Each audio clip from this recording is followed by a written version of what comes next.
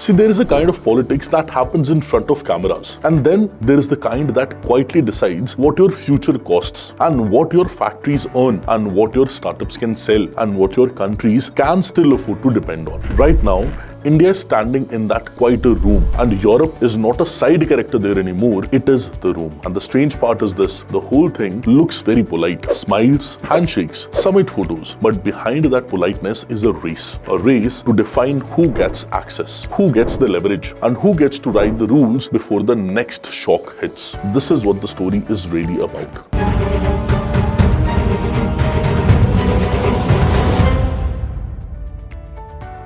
Because this is not abstract diplomacy. India and the European Union traded $136.5 billion in fiscal year ending March 2025. And the Reuters reported that this was more than India's trade with the US and China in the same period. The European Commission also says that EU is India's third largest trading partner overall, and India is EU's ninth largest trading partner in goods. That means a change in India-European ties can show up in the real world, in export orders, in tariffs, in prices, in jobs, and in the kind of technology that enters India's industry next. So when the people hear Europe tour and think it is just another diplomatic schedule, they're missing the point. This is about whether India can keep expanding while the global economy is getting more fractured, more protectionist, and more nervous. See, in a world where one tariff decision can hit an entire sector, a trade deal is not a paperwork. It is a very well thought of strategy. Let's introduce the most interesting character in this story, Finland. Not because it is the biggest European power, it is not, but because small countries can become very large when they sit at the intersection of technology, security, and trust. See, Finland joined NATO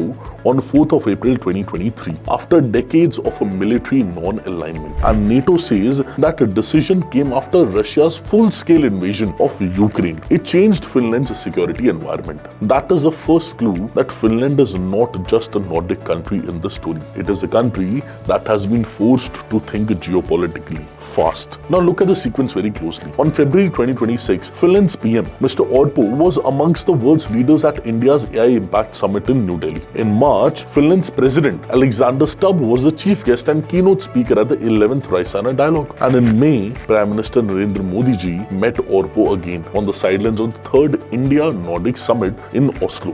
This was not actually a random diplomacy. This was a repetition on purpose. India was building a European relationship through different doors, and Finland was one of the most active doors in that building. That is why the Finland angle matters so much. It is not a side plot, it is a signal. If the same leaders keep meeting around AI, security, sustainability, and trade, then the relationship is no longer ceremonial. It is becoming structural, slowly and steadily as we see it. Now comes the turning point. India and European Union concluded a landmark free trade agreement in January 2026 after nearly 2 decades of stop-start talks. And Reuters reported that the deal is expected to cut tariffs on European cars and wine and open a wider market for Indian electronics, textiles, and chemicals. The European Commission said that the agreement is expected to double EU good exports to India by 2032 by eliminating or reducing tariffs on goods that make up 96.6% of EU exports to India. But here's the part most people miss. The applause is not the finish line. Reuters said formal signing would follow legal vetting that could take 5 to 6 months, and the ratification in the European Parliament and member states can take at least a year. In other words, the political announcement is the start of a long bureaucratic marathon. That is why every summit after the announcement matters. It keeps the deal politically alive while the paperwork tries to catch up. And there is another layer too. Reuters reported in February that Finland's Orpo, after meeting Modi in Delhi, supported the EU-India trade deal and said he did not expect obstacles in implementation,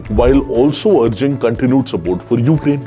That is a telling combination. For much of Europe, trade and security are no longer separate conversations. They are the same conversation. And that is where the tension lies. Europe wants market access. India wants technology. India wants capital, export growth, and bigger voice in the rule setting. Both want to reduce over-dependence on unstable partners. The deal is not just about lowering tariffs. It is about deciding who gets to shape the next layer of the global commerce. Simple. So what is India actually trying to do here? That is the question. It is trying to widen its options before the world becomes more expensive to navigate. The PMO said in the Oslo meeting, Modi and Orpo emphasized the elevation of bilateral relations to a strategic partnership in digitalization and sustainability, with both sides stressing cooperation between industry, research institutions and academia. That is not soft language, that is a roadmap for how India wants to plug itself into the Europe's innovations ecosystem. And the broader Europe story is just as important. Reuters reported that Modi's recent 5-nation tour covered the UAE, the Netherlands, Sweden, Norway and Italy. Separate reports and other official statements show that India's engagement with Europe is now happening on multiple tracks at once: Nordic cooperation, EU trade deal, high-level political visits,